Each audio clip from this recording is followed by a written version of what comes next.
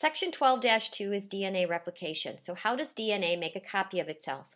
What we learned in Chapter 10 when we talked about mitosis was that when cells divide, first the DNA has to make a copy of itself, so the new cells that are going to be formed by the division are going to be identical to the original cell. So this section talks about how we make a copy of DNA.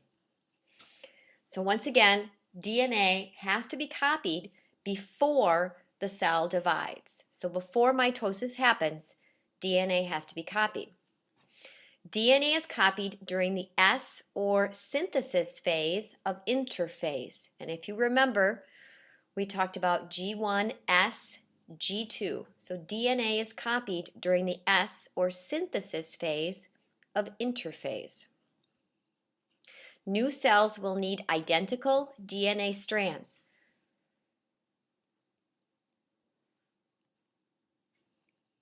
The S phase during interphase of the cell cycle is when this happens. The nucleus of eukaryotes is where this is going to be happening. And here would be a diagram which looks like the cell cycle that you just learned in Chapter 10.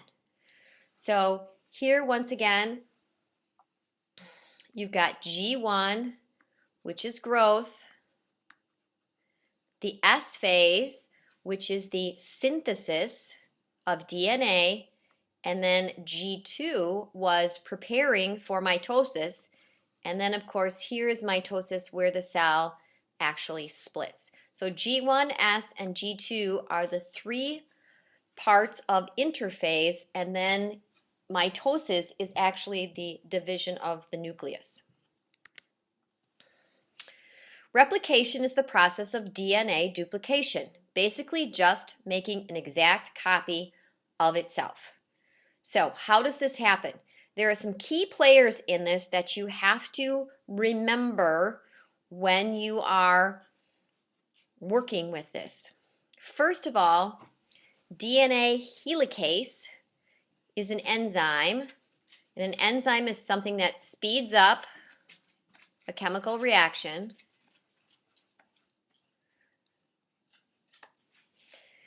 And it separates the DNA strands. So DNA helicase is going to break those hydrogen bonds that go down the middle.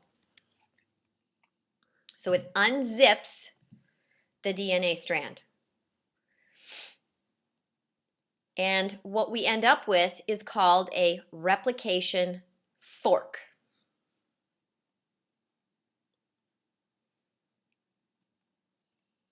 Complementary nucleotide bases hydrogen bond to DNA bases. So here is 1/2 of the DNA strand. And as you can see, these nucleotides are floating around out in the nucleus. They will come up and attach to where there is a missing nitrogen base. And then DNA polymerase is what is going to attach all of these together.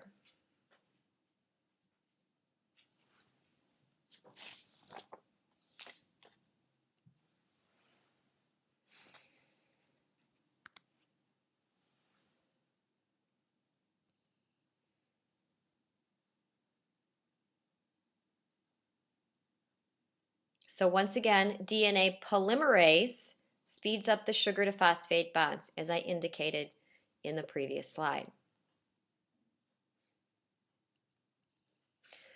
Two new identical DNA molecules consisting of one parent, which is the original, and one new strand. The two strands of the parental molecule act as a template for a new complementary strand. So here's our original, this is our original strand of DNA. And remember, what it's going to do then is it's going to unzip, and this is your parent strand. This is your other parent strand from this original one unzipping. This is the template. And then your new strand is where these new nucleotide have been added to your parent strand. So then these two strands, this one here and this one here, are now identical to one another.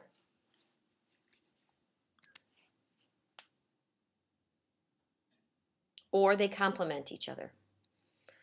Since adenine can only pair with thymine and cytosine can only pair with guanine, the sequence of the new molecule exactly matches the old one.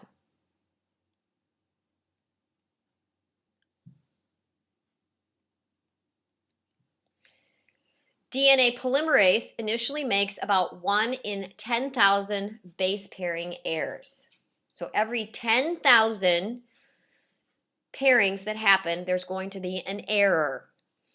Enzymes then proofread and correct the mistakes, because remember, we want the two new strands to be identical to the original strand. The new error rate for DNA that has been proofread is 1 in 1 billion base pairs.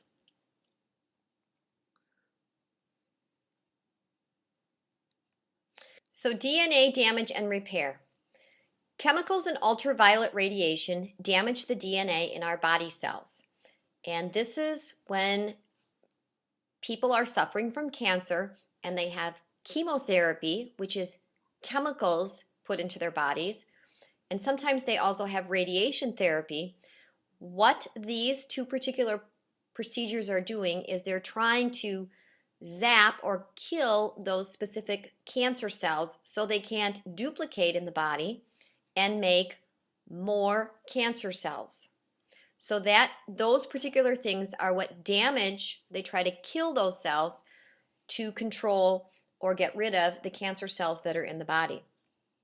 Cells must continually repair damaged DNA, and that is why cancer is so difficult to sometimes treat, is because the body instinctively wants to fix these errors or these processes that are trying to kill off this DNA.